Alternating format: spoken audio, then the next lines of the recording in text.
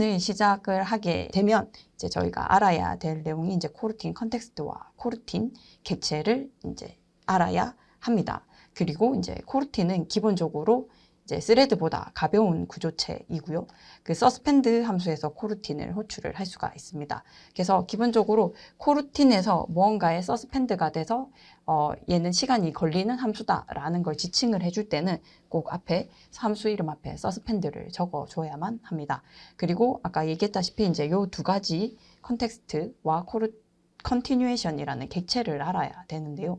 이 코루틴 컨텍스트 같은 경우는 이제 코루틴에 대한 정보를 저장을 하고 있습니다. 그러니까 코루틴을 우리가 시작을 하게 되면 뭐 코루틴의 이름이라든지 아니면 이 코루틴으로 시작한 이 스코프에 대한 정보를 저장을 하고 있고요. 그리고 코루틴 내부에서는 다시 코루틴, 그러니까 차일드 코루틴을 만들 수가 있는데 이 차일드 코루틴에 대한 정보들도 담고 있는 객체라고 보시면 되겠습니다.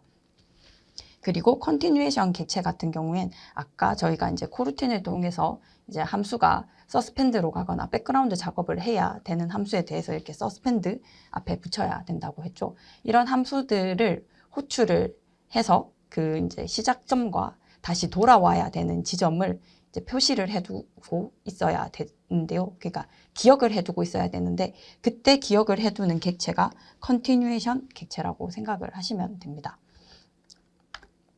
그래서 이제 코루틴을 시작하게 되면 이제 저희는 스코프를 지정을 해야 되는데요. 이제 코루틴이 시작되는 지점을 알려주는 그 객체입니다. 스코프 안에 있는 잡이 수행될 때까지 기다리고요. 그 스코프 안에는 다시 자식 스코프를 둘 수가 있습니다.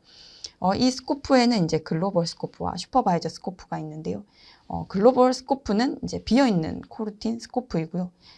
이 부분은 사용을 권장하지 않습니다. 왜냐하면 글로벌 스코프 같은 경우엔 이제 글로벌 스코프로 지정된 어플리케이션 라이브러리 컨텍스트를 가진 코루틴으로 설정되게 되고요. 초기에 취소를 할 수도 없습니다. 이렇게 생성된 코루틴은 데모 스레드처럼 작업이 끝나지 않는 이상 계속 살아있게 되는 거고요. 그래서 글로벌 스코프로 직접 지정을 해서 사용을 하는 건 이제 권장을 하지 않습니다. 그래서 내부에서는 아마 그 코루틴 내부에 있는 이제 다른 스코프들 중에서는 이제 지정을 해서 쓰는 부분도 있겠지만 사용자가 직접적으로 이제 글로벌 스코프를 지정해서 사용하는 건 지양해야 합니다. 그리고 이제 슈퍼바이저 스코프 같은 경우에는 이제 예외 처리에 대한 전파를 이제 하지 않는다고 되어 있는데요.